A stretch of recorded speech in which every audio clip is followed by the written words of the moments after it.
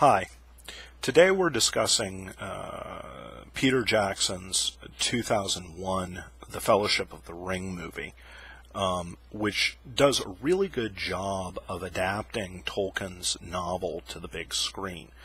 The principal differences, as most of you who are familiar with the novel and novel series know, is not that specific details have been changed, but rather the order or sequence of the plot, what happens when and what is revealed to the audience when.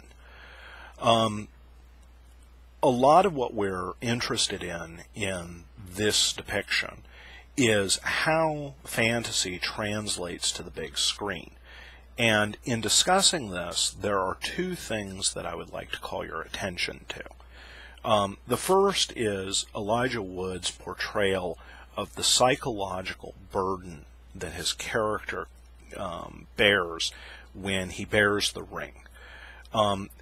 Even though his character is not a physically powerful person, the ring itself is not a physical burden. It is a sort of psychological or emotional burden.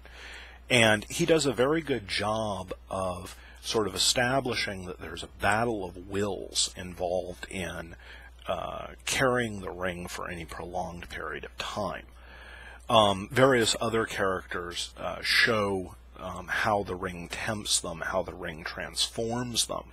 But Elijah Wood does a very good job of sort of looking like the ring is constantly beating him down. Looks like he has a flu through pretty much the entire movie. And that kind of look and feel, like he's constantly being harassed on some kind of very fundamental, non-physical level, is exactly the kind of feeling that one gets from the book. The second character that I'd like to call your attention to is Ian McKellen's portrayal of Gandalf.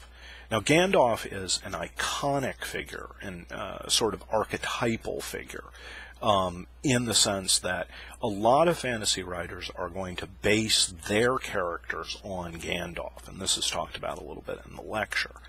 But if you look at the Gandalf at the beginning of this film and contrast him with the Gandalf at the end of The Return of the King, you see a very, very different character.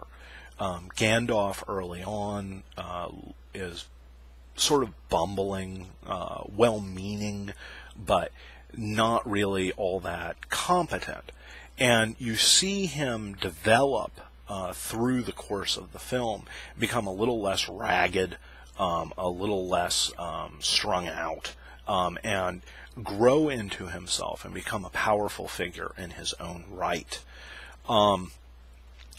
There are a lot of details that we could talk about in this movie, but the only other thing that I sort of want to call your attention to, because it's going to be important in subsequent weeks, is the sort of idea that you have these characters going about a task. Now, we've already talked about the idea of quest, but look at how these characters are portrayed as noble for going about this particular task.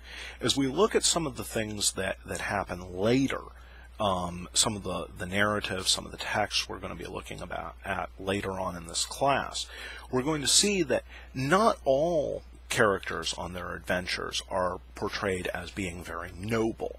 And The Lord of the Rings is really sort of sets up this idea of everyone who goes about doing the good thing is a good person, fundamentally, even if they're tempted, even if they fail.